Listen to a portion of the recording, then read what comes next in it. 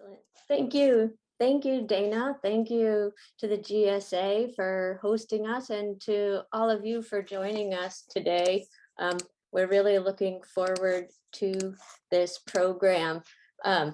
This is part of PG Ed and GSA's series of programming on meeting the moment and a strategies for contributing to a broad conversation on genetics and society. I'm Marnie. I'm the director of programs at PG Ed, and I am calling in today from Natick, Massachusetts.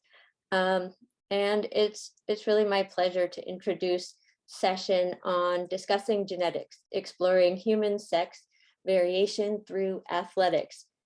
And this is an especially exciting one for us because this session focuses on a lesson plan that PG Ed published on our website literally last night. It is, and I'll share a little bit more about the story of how that has come to be. But before we dive in, I should do my housekeeping. That we will be talking about controversial topics that raise a host of ethical questions, of sensitive issues that may be sensitive. And so we ask that everyone is respectful and kind with the presenters and with your fellow participants. The Genetic Society of America has a code of conduct for all its online events. The link is shown on the slide here. Nadine, if you could post it in the chat, that would be great. I don't anticipate we'll have any issues, but GSA staff will remove anyone who's disrupting the workshop. We are recording PG Ed's presentation so that we can share it with those who could not make it to the webinar.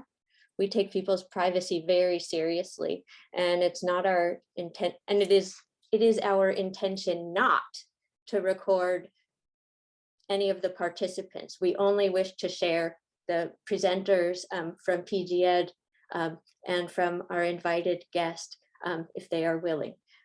So if by chance participants are in the recording, we'll be sure to edit that piece out before we share the video online. So I am joined today by Robin Bowman and Dana Waring, my colleagues at PG Ed, who have really both been driving forces in the curriculum on human sex variation that we're going to be sharing with you today. We're also really honored to be joined by Bria Brown-King, who is the Director of Engagement for Interact, which is a leading advocacy organization for intersex youth. And thank you to Bria for joining us to share best practices for for talking about human sex variation in the classroom. And then we also, my colleague Nadine Vincentin is with us, and she is monitoring the chat and making sure that all the links we put up on screen are coming out through the chat as well, and we'll be able to share those with you after the session. Okay, so this is a little bit of a birthday party for PG Ed and GSA, because we have now, this has been 1 year as of last week that we launched our joint initiatives. And really the goal is a shared one, an equitable and safe future as genomic technologies enter societal use. And I imagine that this is the goal for all of us who are coming to this program today. As with any goal, there's a lot of ways to get there. And thank goodness we need so many different approaches. And so Robin, if you can give them the next slide. PG Ed's approach is through education and conversation about genetics. And actually, if I was going to add one piece, I would say for everyone, including everyone, so that people have the information that they want and need to make decisions in their daily lives, so that they feel that better equipped to advocate in their own best interests. And so scientists, so we are hearing the voices from our communities, especially those that have historically been marginalized and at times excluded from these conversations. so that we as a community of science, we're hearing those voices, because our science will be so much stronger if we are responsive to what our communities have to say, and their expertise. So yeah, thank you, Robin. We really take our approach out of the lab. We're based at the Department of Genetics at Harvard Medical School, and into people's living rooms very seriously and very literally. We will go anywhere and talk to anyone. And really the core is the same. We are there to have a conversation. We are not there to convince people that genetic technologies are right for them. We are not advocating for or against the use of genetic technologies. We are there for information, and to foster a dialogue where everyone is respected and can participate in any way that they choose. So we take this in a number of places, some of them shown on this slide.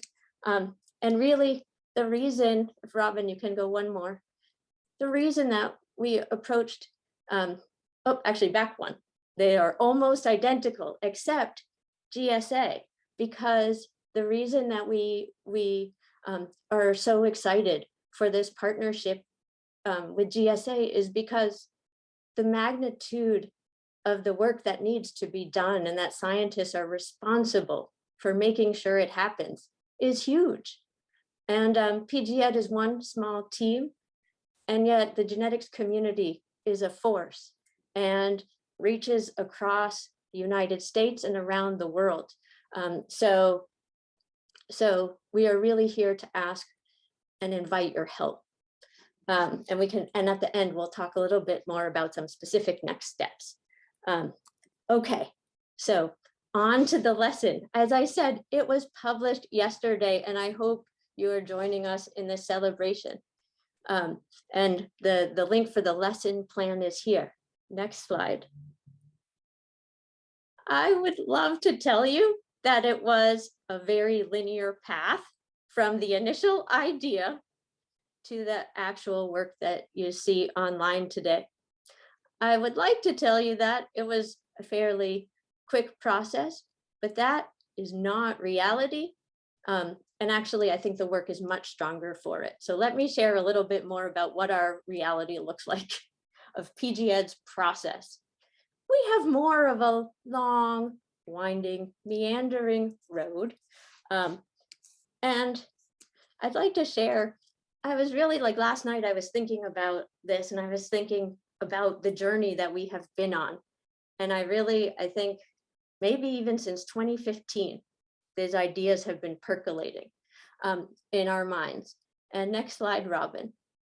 And really the key ingredient has been and will all continue to be people. And we have been so fortunate to meet with educators, I'm looking at some teachers from Massachusetts, from South Dakota, some more from Alabama. I'm looking at, and then more recently we've been online. I'm looking at my colleagues from 3 different time points in PGED's history, and the organization that Bria represents, Interact, who were so wonderful in sharing their insights for this work. But I will say this, and I will say this again later, far too late in the process. We can do better. We reached out far too late. But it really, this product that's online on our website is really the product of so many voices, and we kind of think about it as many authors. We could never name them all. Educators, scientists, ethicists, community leaders and advocates, and many, many, many students along the way. And we have an approach. We go out, we talk to people, we listen a lot. Actually, Dana would tell me before we go out, we do our homework as much as we possibly can, but there are many things we cannot find in any book. And if we do too much research, we will sit at home all our lives, and we need to be out into the world. And so we also learn by doing. We go out, we talk to people, we really listen, absorb, do more homework, and then over time, this idea evolves. And as you see at the end of this path today, this is the end product. Robin, next slide. The end product is really the result of the power of co-creation. The product that comes out of this is stronger. It is more authentic to the people who are represented. It is more meaningful. It is more useful for teachers and accessible by students. And so it's better, it's more impactful, the work. So we're really grateful to all the people who have joined us for this journey. And I think I might have one more slide or two more slides. This journey is never ending. So as much as we published this lesson online last night, we already have plans in the works for acknowledging all these amazing people who have contributed to this process in the document that's going to go online Friday is our goal. And we may hear something today that may start us on a new journey. And so we invite feedback, we invite critique, we invite perspectives that we have not considered because of the limits of our own experiences and the limits of the people who we've had the good fortune to talk with. So please, I mean, we do our best. We are a small team. I think Robin may have words with me later if I promise a new version, a major new update anytime soon. But we are always trying our best. And even if it's not online, the things that we learned today will surely be integrated into the presentations that we give in the next weeks and months.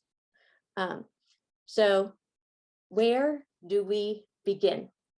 So the path is complex, it's long, there's a lot of room for improvement to bring in the voices of people whose stories are being told in our curriculum, for them to have a seat at the table from the beginning and to really shape this work how they want their stories told, so that this is really curriculum that is for, by, and with our communities.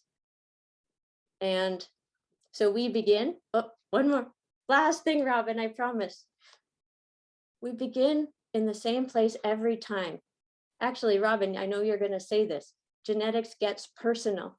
And the story of this lesson, and Robin is gonna tell you this, is that years ago, Dana noticed that 23andMe has a landing page for people who come to their website and realize that the results about their chromosomes don't clearly align with the way that they answered the survey questions about their sex.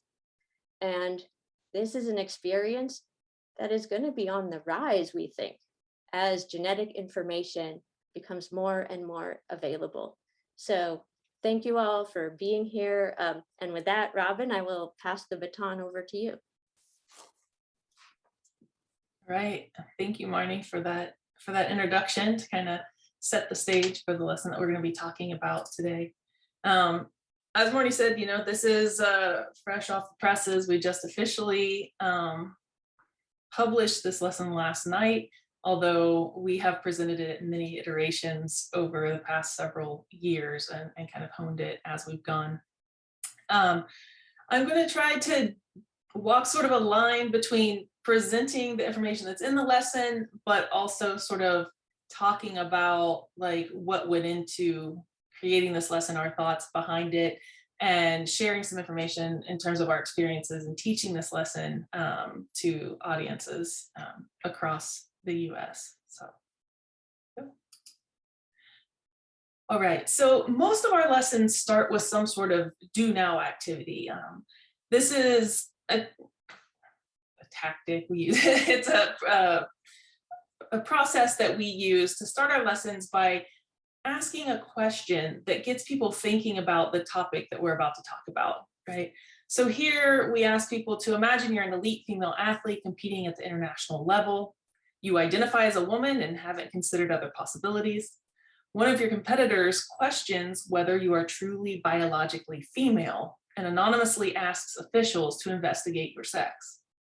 The group that makes the rules about who can compete is deciding whether you qualify as a female and should be able to participate. Okay, so that's just kind of setting the stage. And we asked, how do you think how do you think you would respond to this type of investigation? What do you think the investigation might involve? And what could the other athlete be thinking about, right? And we try to specifically frame this to set people up in a mindset of empathy, right?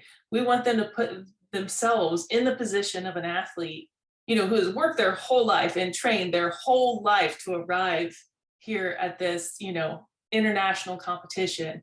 And suddenly it just feels like the rug's getting pulled out from under you, right? Because someone's questioning whether you are who you actually say you are. So I think that's a good, I don't know, it seems to serve us well to start our lessons off by putting people in that empathetic kind of mindset. And you can have people pair and share on these questions, or you can just like facilitate a larger conversation around it. Well, then we share that this is not a made up scenario, but it actually describes a situation of Caster Semenya and other athletes through history who have experienced this, where they have been very successful as athletes, and then at some point their sex has been called into question through no fault of their own. And so we're going to talk a little bit about why that is. Why have we had these questions coming out about the sex of elite athletes? And as Marnie said, this isn't a topic that is only within the purview of elite athletes. 23andMe does have a landing page that says, if you're here, it might be because your genetic sex from DNA analysis is different than your self-reported sex. There are many reasons this can happen, right? As direct consumer tests, direct consumer genetic tests are becoming more popular, people are gaining more access to information about their own personal genetic makeup. And we're learning things that, to be honest, just 5 years ago, 10 years ago, 15 years ago, we never, it would have never crossed our minds to be able to just learn this stuff so casually, right? So, all right. So to kind of understand how this situation comes up, we need to talk about how sex is determined, right? And I'm guessing this group knows fairly well how sex is determined, but when we're writing these lessons, we're typically thinking about them being presented to, say, your average 10th grader, right? How can we facilitate this conversation, in a 10th grade biology classroom? But they work well in other settings, as well. But that's sort of the level that we're trying to put things at in these lessons.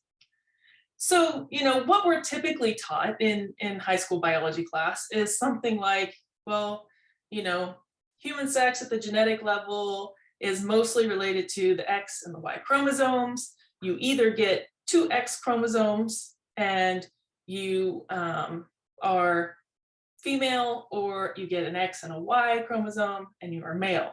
If you get 2 X chromosomes, you're going to have an ovary, a uterus, a vagina. Estrogen is going to be your dominant sex hormone, and at puberty, breasts will develop. And if you get XY chromosomes, you're going to have a penis and testes, and at puberty, you're going to start growing facial hair, and I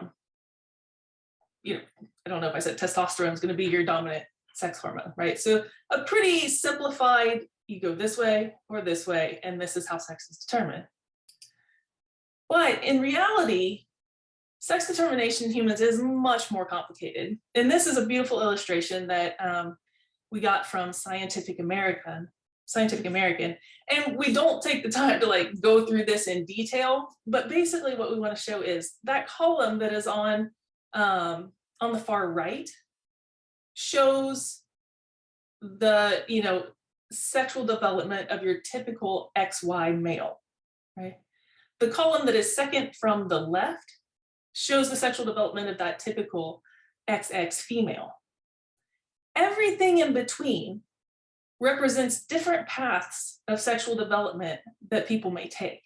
And these paths are usually left out of the conversation entirely, right? But the people who are in this path make up nearly 2% of the population. Anyone who goes through one of these other paths of sexual development would be considered intersex. All right. Another important thing to talk about, like right off the bat, is the difference in what we mean when we say sex versus when we say gender. We do not see these as the same thing. Um, in our culture, kind of colloquially, we've seen people kind of conflate the two concepts, but really they're referring to two separate things. When we're talking about sex, we're talking about the classification of people into male, intersex, or female based on physical characteristics like chromosomes, sex hormones, and reproductive organs. When we're talking about gender, gender is a person's sense of being a man, woman, both, neither, and it's based on societal ideas about masculinity and femininity, right? And a person's gender might be different than a gender that's typically associated with their sex assigned at birth. We're going to run into some confusion with the language in this lesson because, well, I think it's in general because of people's discomfort with using the word sex, that oftentimes these tests that were used to determine whether or not athletes qualify to compete in women's competitions, they would call them gender verification tests as opposed to what they really were, which was sex verification tests. So you have to kind of lead into this with a conversation about the difference in that language. All right, so sports are often divided by sex, right? But how have we determined a person's sex? There's kind of three different approaches that have historically been used within sports to do that, including anatomy, DNA, and hormones, okay? And we're gonna talk about the different approaches that these athletic governing bodies have used to determine an athlete's sex. All right. So since women could first compete in track and field events at the Olympics in 1928, there have been voices that were suspicious of anything that was seen as unfeminine levels of performance, right? I mean, they want you to be a good athlete, but like if you were too good, they would be suspicious that something was going on, right? So in 1936, following the Berlin Games, the president of the USOC, Avery Brundage, demanded examination for sex ambiguities in all women competitors, right? He thought something was askew and that we needed to start examining these people in the women's competition to make sure that no one was trying to cheat here. So they decided that they were going to first verify the sex of these athletes by using examinations of the athlete's anatomy, right? So in 1944, the International Association of Athletics Federations, or IAAF, started requiring competitors in the women's events to submit medical certifications to verify their sex. One thing that has also happened, you'll see us referring to the IAAF, and this is a governing body who oversees like track and field events internationally. They have recently changed their name to World Athletics. So you'll see that name come up later and we'll talk about it. But early on in all the literature, you just keep seeing reference to the IAAF. Well, this didn't go over super well because people didn't trust that these certificates that athletes were bringing from a doctor in their home country could actually be trusted. They figured, well, that's easy to fake that, or to find a doctor in your home country that would make a fake certificate saying, oh, yep, this is a woman and she can compete in the women's competitions, whatever. So they decided they were going to go about it in a different way. So in 1966, the IAAF started to require competitors in the women's events to go through an actual anatomical exam at the event. And some of those even included what they called a nude parade, where the athletes would be paraded in front of a panel of doctors, or they would have gynecological exams done upon them to prove their sex. Right? Obviously, this was controversial. I think a lot of people felt kind of degraded by it. They didn't like this process. And so the IAAF and IOC, International Olympic Committee, decided to abandon these anatomy-based tests for something that they saw as more scientific, and they switched to using DNA-based tests to verify the sex of these athletes. So from 1967 until the 1990s, they would do this assessment of chromosomal sex by taking a cheek swab of all the participants in the women's events and using that to verify sex. So what were they looking for here? Again, as we said, at the DNA level, sex is primarily associated with the X and Y chromosomes, right? So typical female is going to have XX, typical male is going to have X and Y chromosomes. Oh, and we should share that while the X and Y chromosomes share a number of genes, the Y chromosome is only about 1/3 the size of the X, and it only contains 1/10 the number of genes. All right, so one of the tests that they did that when they would use these cells from the cheek swab is to look for what's called a bar body. And so what a bar body is an inactivated X chromosome.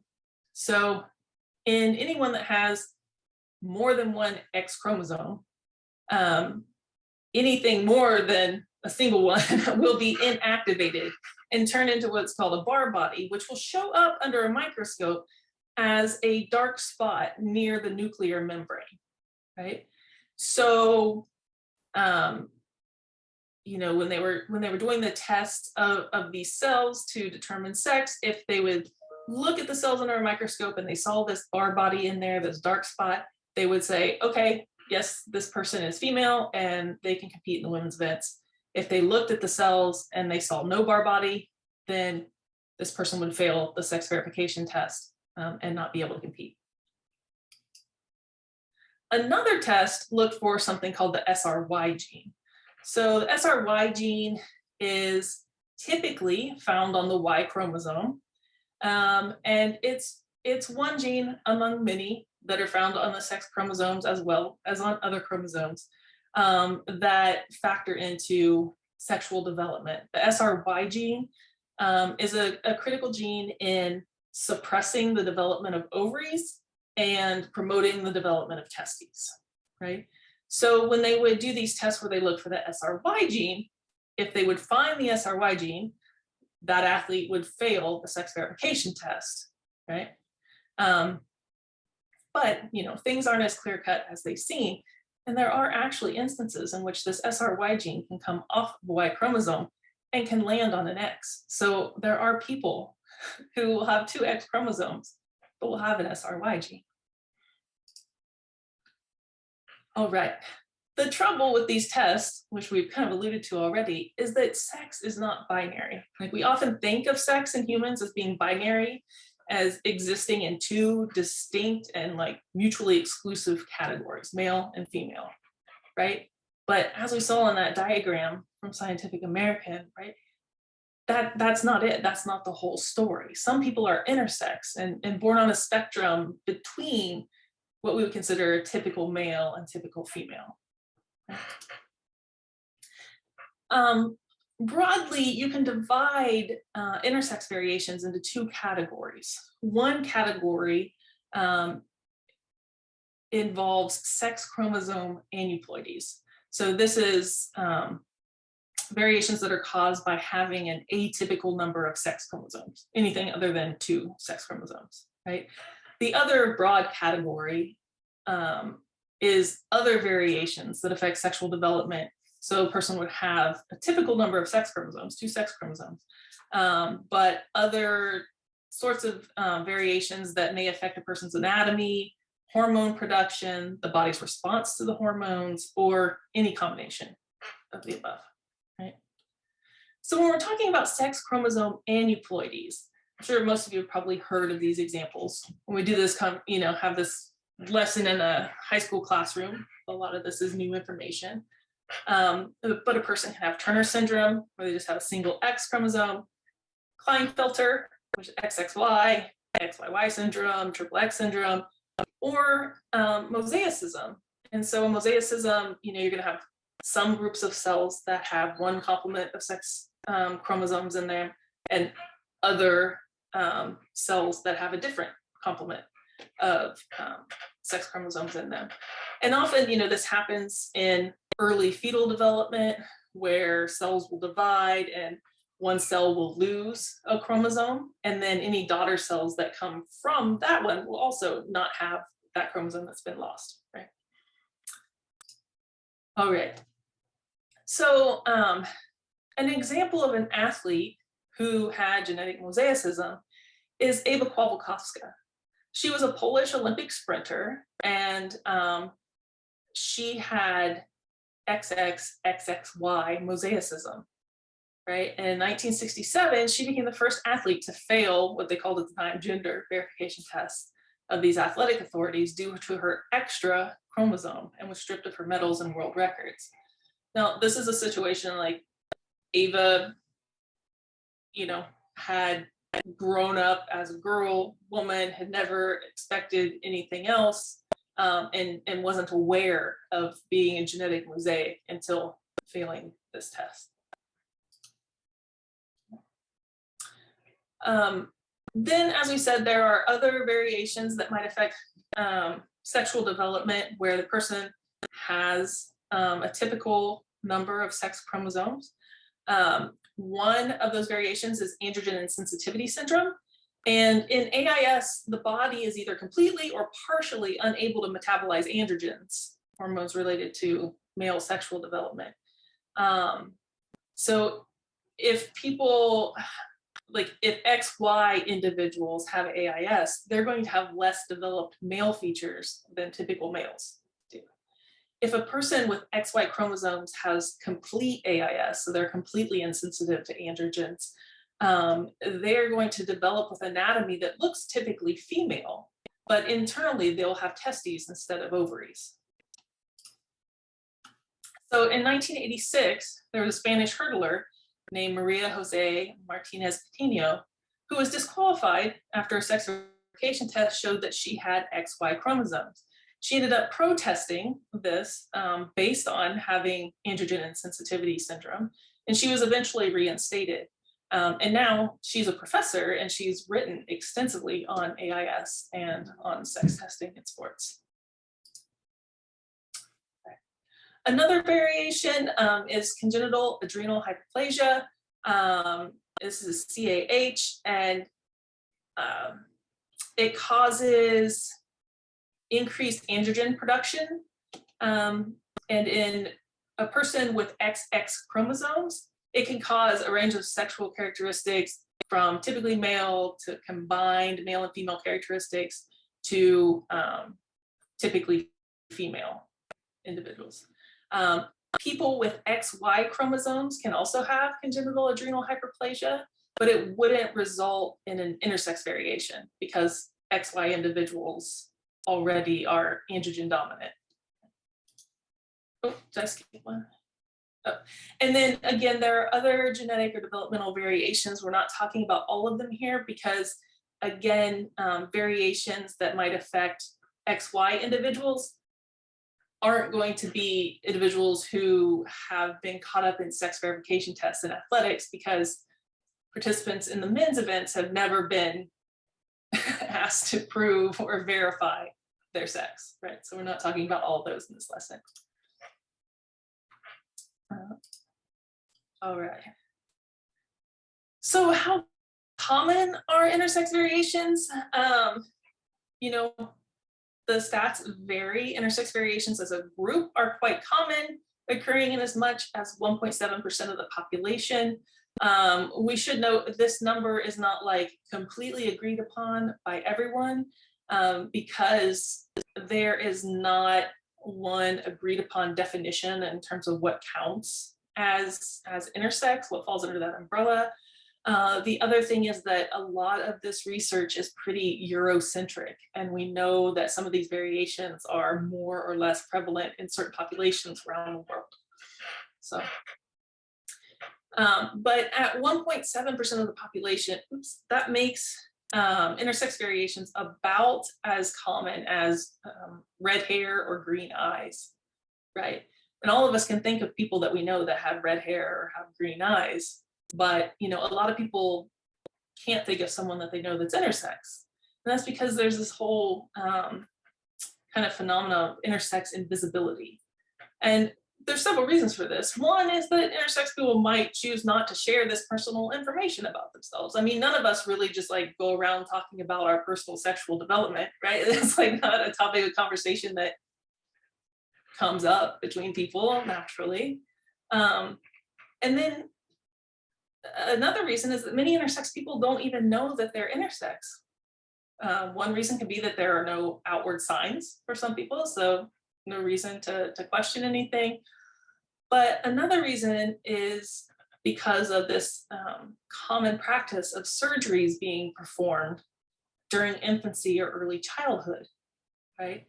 And these surgeries are often decided upon by parents or doctors who will take an intersex child and they will decide to surgically alter that child's body to make them appear more like a typical male or like a typical female.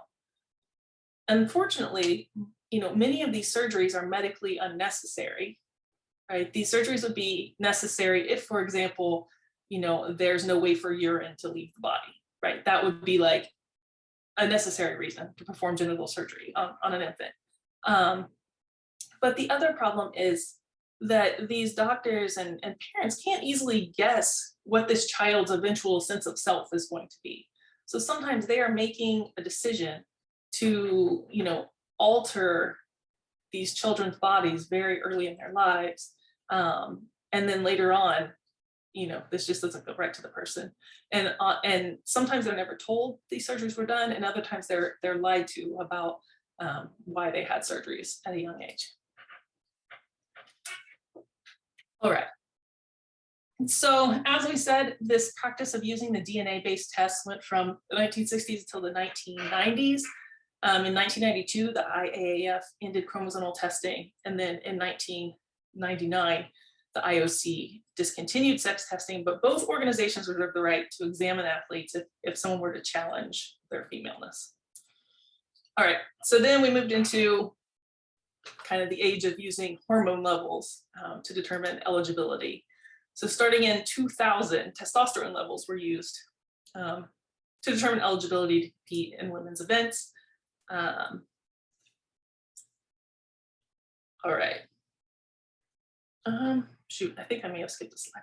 Okay, so we talk about like what is testosterone, right? It's important to drive home to students that testosterone is a hormone. It's produced in both male and female bodies. There's this like common misconception that like, oh, testosterone is for males, estrogen is female. No, everybody has both testosterone and estrogen. This hormone is important for growth and strength of bones and muscles, and it causes puberty-related changes in males, and it's essential for the body's overall health. When we look at testosterone levels, they vary from one person to the next.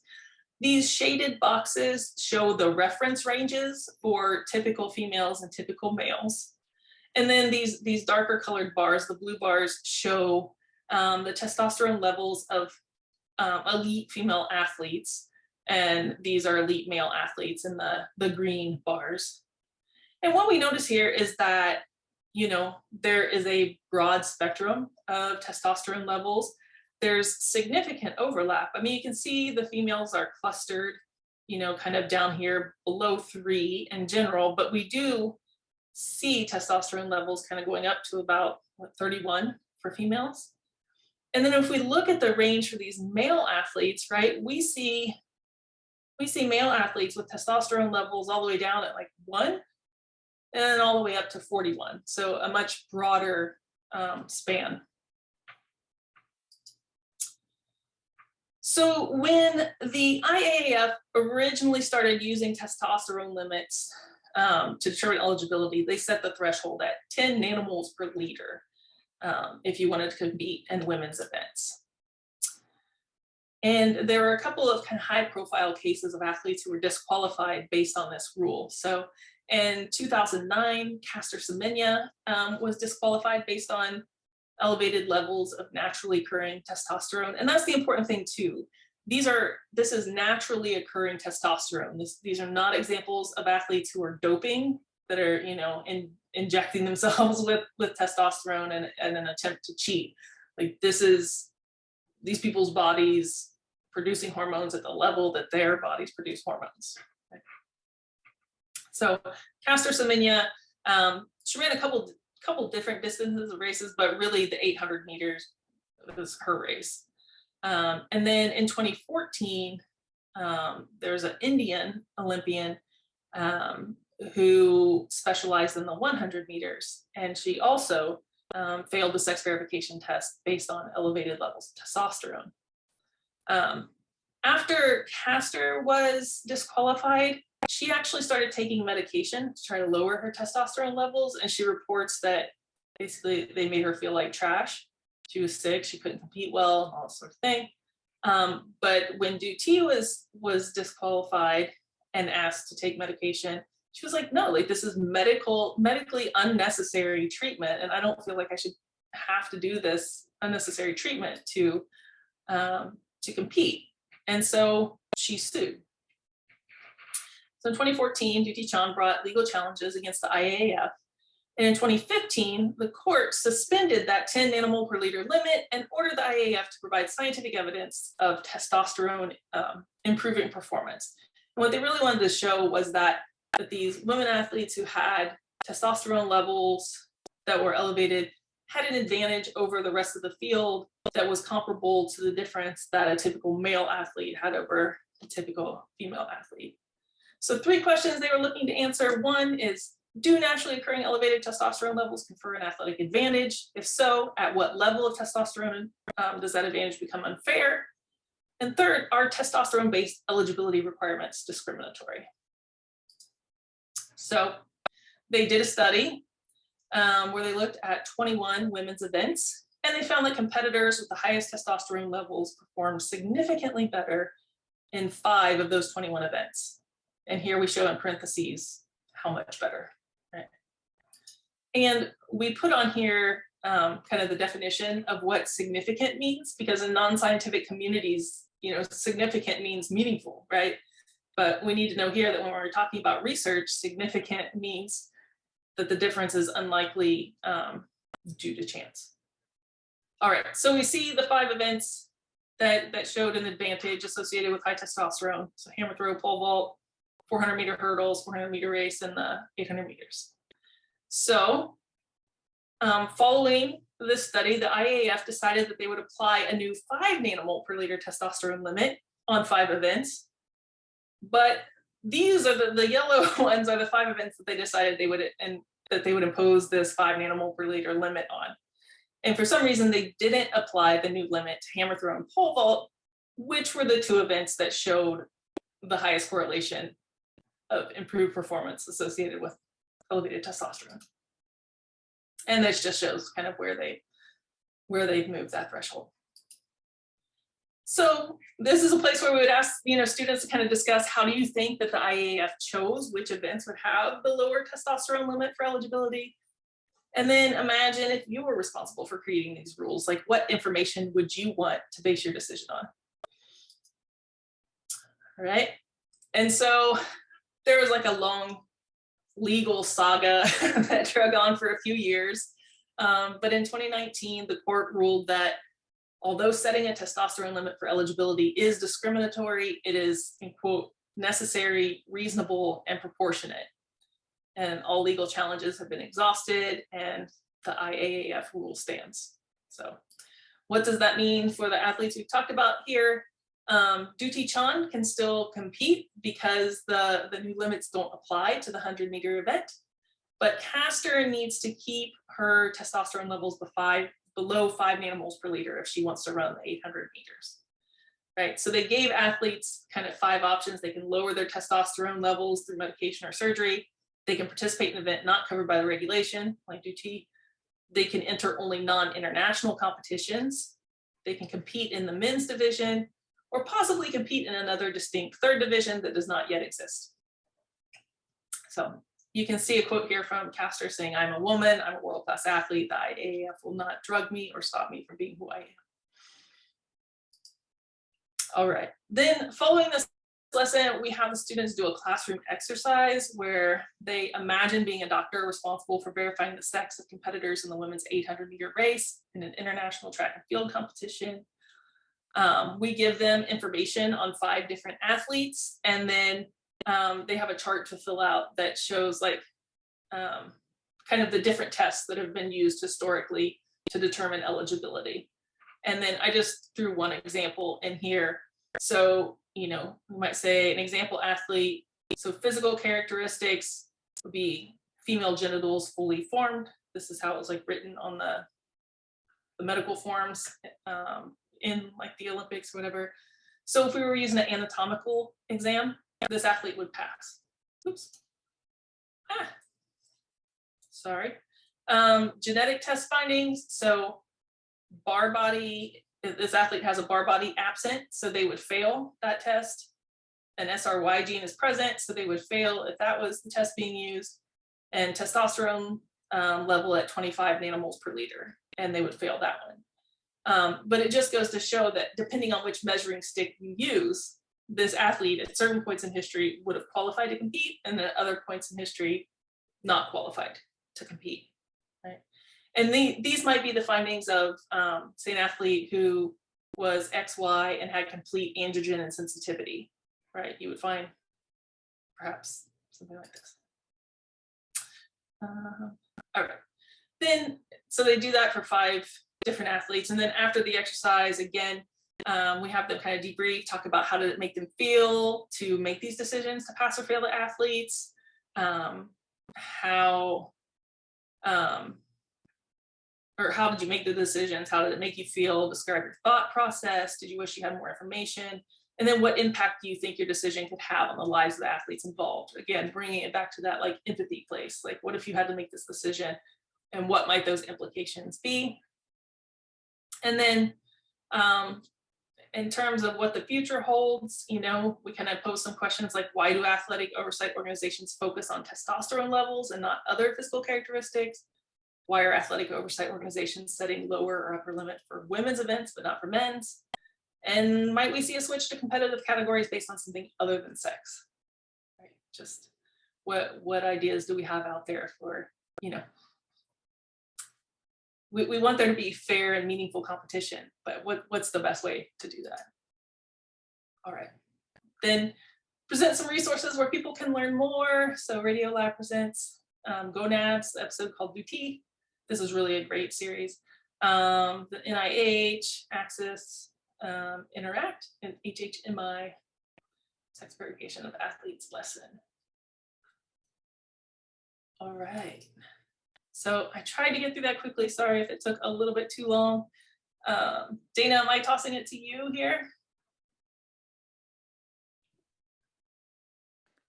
You are.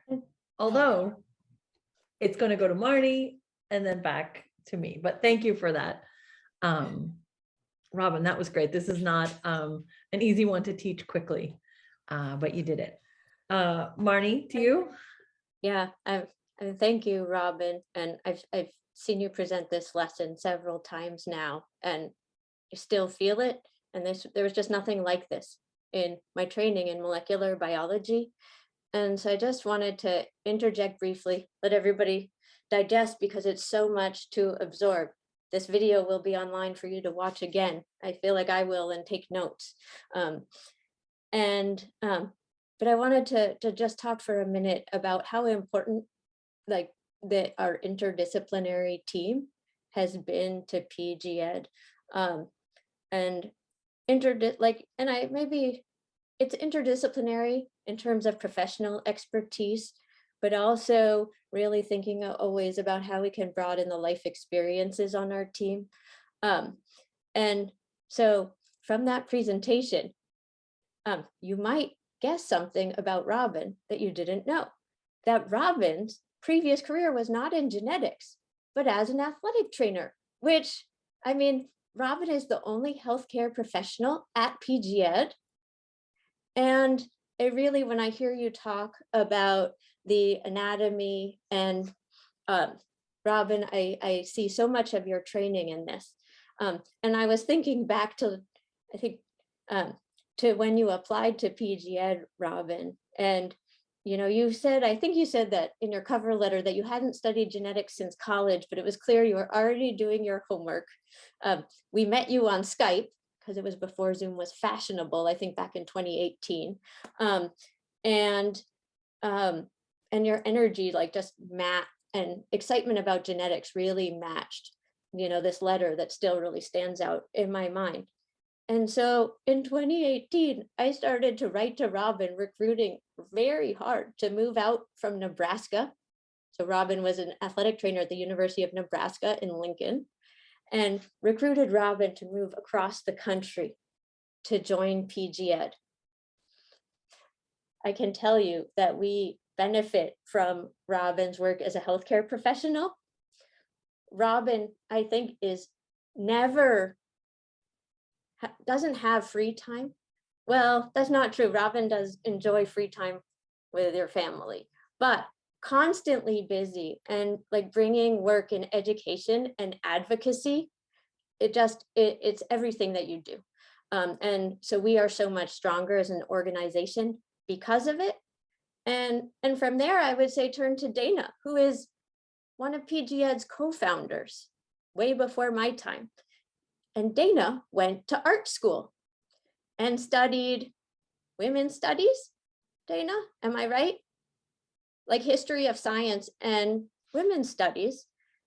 And also really brings her work in education and advocacy from her personal life up in Maine into her professional work, where she is really the creative driving force behind PG Ed's curriculum and works tirelessly to really keep on top of the scientific developments in genetics, the vast societal issues, and Robin also is doing that work. And Dana really has a knack for taking all of this. It's so much, I cannot hold it into my brain, even just that presentation that you just gave, Robin.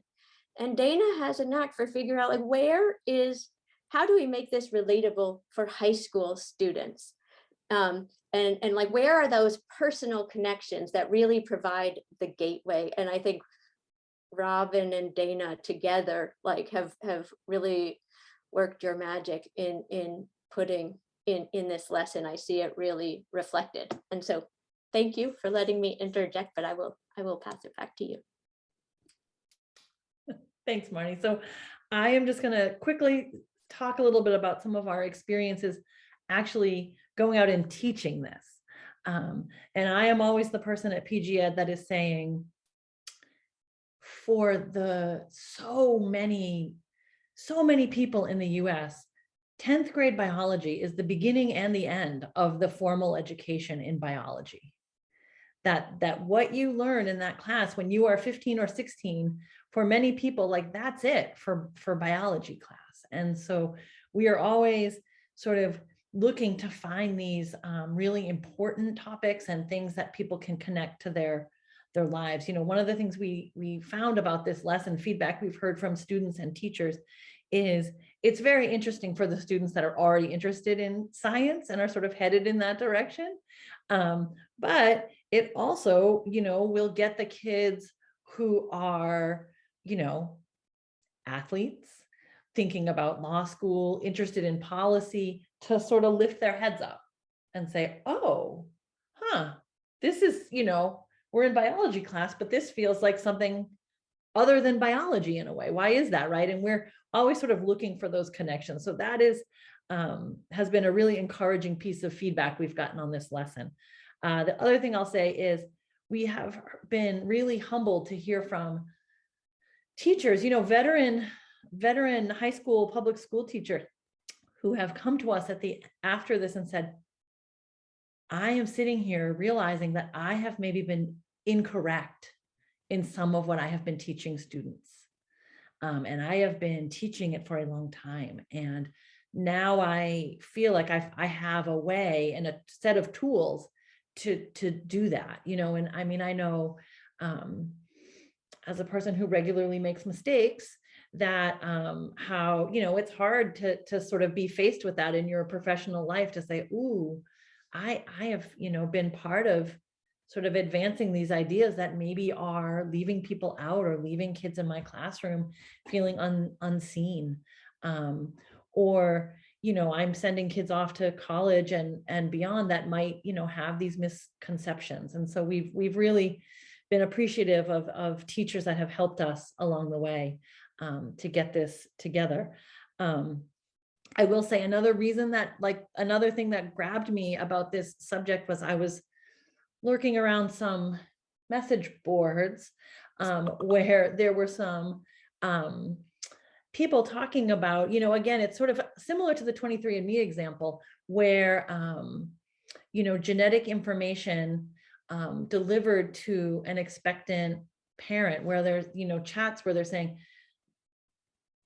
we got a visual, we had a picture of the developing fetus, and the doctor said, oh, it's a boy.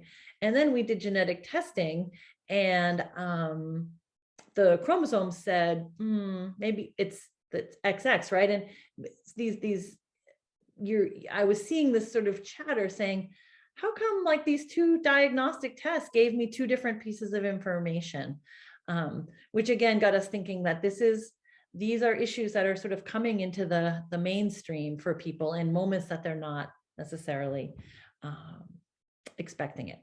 The last thing I'll say before I turn it over to Bria is we had an experience this summer where a teacher shared with us that they had been, for many years, giving students an assignment where they say, go forth and learn about a genetic disease, right? And I use quotes on that because in our lesson, part of what we're trying to do is to say, sometimes things that have been categorized as a disease, that many people would disagree with that and say it is a difference, it is a variation, but don't want that sort of connotation of disease. But nonetheless, the teacher had given an assignment, and a student stood up and presented sort of laundry list of symptoms and problems associated with Turner syndrome. And that teacher came to realize they had a student in class who had Turner's, who had not been told until that moment in class from a classmate about the reproductive implications.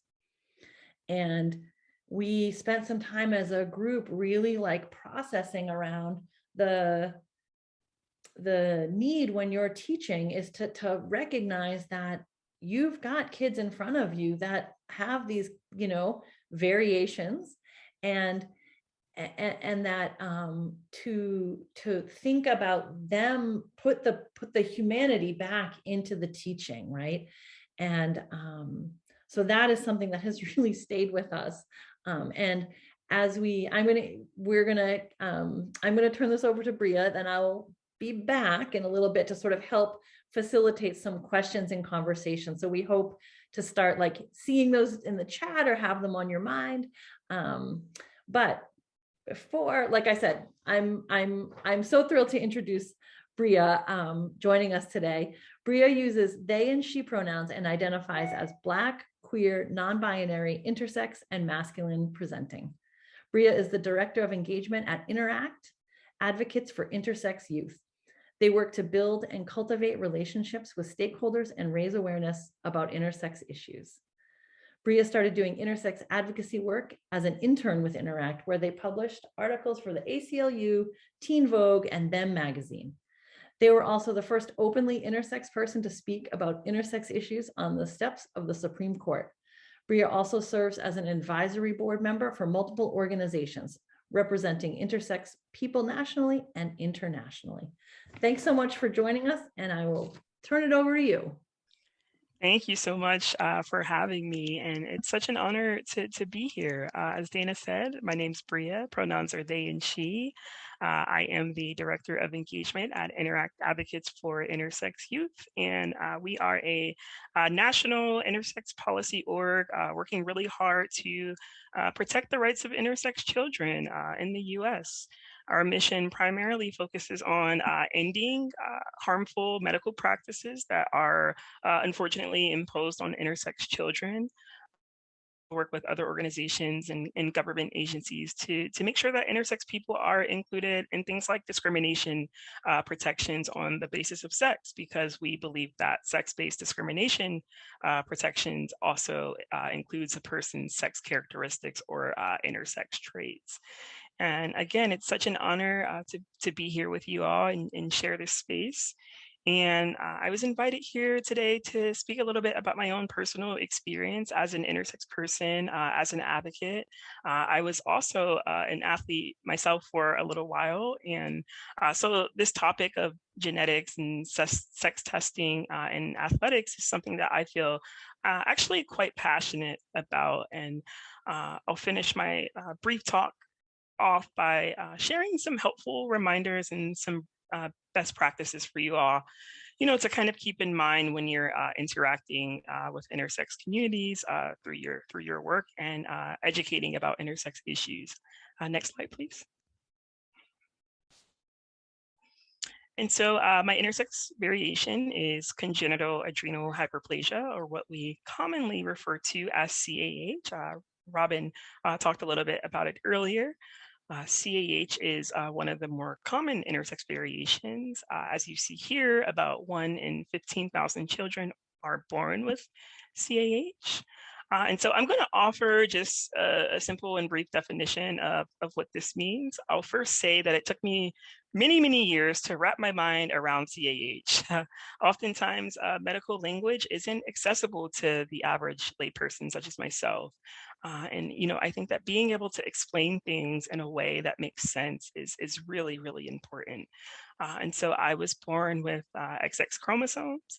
I was also born with ovaries, a uterus, and all of my internal reproductive organs were developed and fully functioning. But my body doesn't produce enough cortisol. And as many of us know, cortisol is a stress hormone that all of our bodies needs to function properly. It regulates things like our blood sugar and helps our body respond to stress. And so to compensate for that lack of cortisol, my body naturally produces higher levels of testosterone. And as we spoke about earlier, testosterone produces what we typically refer to as the quote unquote secondary male characteristics. And so the characteristics that I developed during puberty included facial and body hair, enlargement of my Adam's apple, heavier bone structure, etc. However, my puberty was also feminizing as well. I was growing breast, and though it was very irregular, I also was menstruating as well. But it was sort of a confusing experience for me, because in society, we get taught that there are only boys and there are only girls, and boys develop one way, girls develop another. And because my doctors never really explained what was really happening to my body in a way that I understood, I couldn't explain it to anyone else. All I knew was that my body wasn't fitting neatly into these binary boxes. There are also different types and subtypes of CAH as well that I won't get into. But I will say that not everyone with CAH identifies as intersex. Oftentimes, we hear things like in the CAH community, folks will say things like, oh, well, my child isn't intersex because she is a quote unquote real girl because she has XX chromosomes and can conceive naturally. I had a parent tell me that I was asking young girls to kind of give up their womanhood by supporting the work that we do at Interact, by supporting bills and legislation to end non-consensual genital surgery on intersex children. Because there are still people in this society who believe that, womanhood is defined by a woman's ability to have penetrative sex with a man and have babies, which is unfortunate. And I'll talk a little bit more about that, this idea of womanhood and why it's so harmful a little bit later on. Next slide, please. And so sometimes people don't learn that they're intersex until they start puberty, which for me, that's when I personally came to the realization. But I was born with genital differences that were apparent at birth, but I personally didn't know my genitals were different until people started to point it out to me, whether it was a babysitter who was giving me a bath or my peers in the locker room, for example. Something also common for kids with my specific intersex variation is that we experience precocious puberty, which just means that I went through puberty at a really early age. I was in about second grade when puberty started for me. So not only was my body changing, it was changing far earlier than the rest of my peers. I had a beard, hairy legs, an Adam's apple, terrible acne, excessive sweating, and I had all of that before the age of 9. But again, unfortunately, I didn't have access to the knowledge and information to explain really why my body was changing the way that it was. And of course, kids and even other adults, family members, teachers, folks were curious and they wanted to know what was going on with my body. I wanted to know too. And they would ask me questions that I just didn't have the answers to. And actually, my first experience with raising awareness about intersex issues and talking about my experience as an intersex person was in 2011 during a class presentation when I was a freshman in college. And that's when I first became aware of Castor Semenya, when I was preparing for that presentation. And I learned that, Castor had actually been fighting this battle since 2009 when she won the 800-meter world championship title in Berlin when she was, I believe, 18 or 19. The first thought that I had was, this could have easily have been me. I mean, I ran track in middle school, but like most other things, I had to quit because I was bullied pretty severely because of my intersex traits, and I didn't really feel safe going to practice. The same with soccer when I was in high school. Nobody really wanted an intersex kid on their team, but I can assure you that I was not inherently an athletic person due to my, intersex variation, my testosterone levels. I had terrible bone health due to my, due to CAH and my medication. I also had pretty severe asthma. So I was not out there winning any gold medals of any sort. But trans and intersex women, are not born with gold medals in their hands, despite what folks might like to tell us. Next slide, please. So, there's this idea that women are supposed to look a certain way. And to be honest, when I hear parents talk about not wanting an intersex child, I really hear them saying that they don't want a child that looks like me. And to add a layer of intersectionality to this idea of womanhood, we know that there has been a history of Black women's bodies being perceived as too masculine, right? And, like I said before, it's even worse when you're a person with power and influence, when we're talking about the Olympics and Castor Semenya and Black women's bodies, this discourse is rooted in both anti-transness and anti-Blackness and, society's jaded perception of what it means to look like and to be a woman, especially if you're a Black person. This idea that, if you're a woman, you can't be too tall, you can't be too muscular, because those traits are inherently associated with men and masculinity. And so, we can sort of start to see kind of how all of these issues intersect. Castor Semenya's right to privacy was completely violated when her test results were leaked to the press, and that's when the rumors started to spread about the test being done to measure her testosterone levels. And I actually believe that this happened just hours before the race was about to start, and then she was deemed ineligible to compete. The same sort of thing again happened with Duty Chan. And, talking about privacy violations, imagine having your private medical information just plastered in the headlines for the entire world to see. Also, it's clearly discriminatory because it only applies to women's sports. We're not having the same conversation about men and men's sports. And as someone, again, who was born intersex with high levels of testosterone, I can assure you that I am not inherently athletic, despite what my body might look like. Um, and so I'll just finish this slide by saying that I really think it's time for us to reimagine the way that we think about sex and gender, and imagine a future where everybody has the right to self-determination. Next slide, please. And so this is just a reminder that anti-trans legislation, it also affects as well. And I'll just speak about the first point here and the last point, because I know we're running low on time. We're probably all familiar with these anti-trans bathroom bills that say that trans people have to use the bathroom according to the sex that they were assigned at birth. A bill like this would also affect intersex people, because what about intersex women who were born with AIS, or androgen insensitivity syndrome, as we mentioned earlier, who have XY chromosomes? Bathrooms do they use? What about me? I have XX chromosomes, but when people see me, they see a man. Which bathroom am I supposed to use? And so when it comes to the anti-trans sports bills, we see that there's almost this obsession with women and women's bodies and their testosterone levels.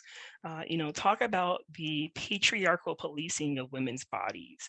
And while these bills are meant to target trans and intersex women, cisgendered women are also affected as well, because it means that anyone's gender can be called into question if you don't fit society's definition of womanhood and what a woman is supposed to look like, which leads us to, there's this idea of womanhood is just such a bogus social construct. Next slide, please.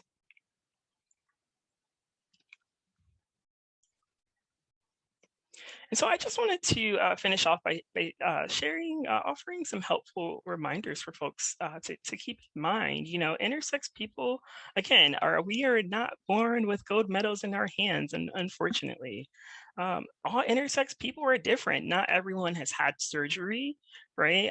We all don't have the same experience.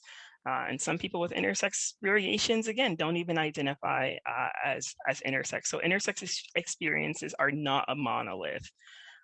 Not all intersex people are non-binary or LGBTQ. Non-binary usually describes a person's experience with their gender. Some intersex people, are non-binary, but again, it's always important to check with the individual instead of making assumptions. Intersex is not a gender or a sexuality. Again, intersex is used as an adjective to describe someone's body and their sex characteristics. So a person can have a specific gender and also be intersex. So I can be intersex and a woman, I can be an intersex man, I can be intersex and trans, intersex and non-binary. Again, it really just depends on the person. Don't make assumptions about intersex people's experience. The term hermaphrodite is an outdated term. You might see some folks in the intersex community who have reclaimed the term, but I would say that it's still seen as pretty derogatory. Again, it's always important to check with the individual, to see which language they prefer to use when talking about their bodies. Disorders of sex development, also referred to as DSD, is often used in the medical community. We try to stay away from any sort of pathologizing language like disorders or anything like that when referring to intersex communities. Saying that someone is intersexual can be misleading, because it sounds like a sexuality to describe someone who's only attracted to intersex people. So it's not a term that's commonly used in the English language. And then, we try to avoid saying things like, I was born with both sex traits or sex traits of both, because this can cause some confusion. And it implies that there are only two possible binary combinations of sex traits. And also, it's important for us to understand the connection between intersex and how it relates to the broader LGBTQ plus movement, especially as we, move towards being more intersex inclusive. Intersex people face challenges that are very similar to those in the broader LGBTQ plus community. And we have a common cause in, fighting for our rights as people who don't fit into society's traditional idea about binary norms like sex and gender. We also face discrimination that is, rooted in homophobia, transphobia, and stigmatization that continues to harm the LGBTQ plus community even today. And something that we want folks to keep in mind is that what the intersex community and the trans community, for instance, have in common is that we all want the autonomous right to make decisions about our bodies. Society sees intersex bodies as disordered and something that needs to be fixed, and that's just not true. And so next slide. Here are some resources that you can find on our website. I'll post a link in the chat here. We have a plethora of resources. Resources for parents, resources for teachers, resources for doctors. I highly recommend that you check it out. And next slide, if you're interested in getting involved, you don't have to be an intersex person to be an advocate. We work on legislation throughout the country and always are looking for folks to lend your voice, share testimony, write a letter of support. Next slide, please. And of course, you can always follow us on social media to stay up to date on all of the things that we are up to at Interact.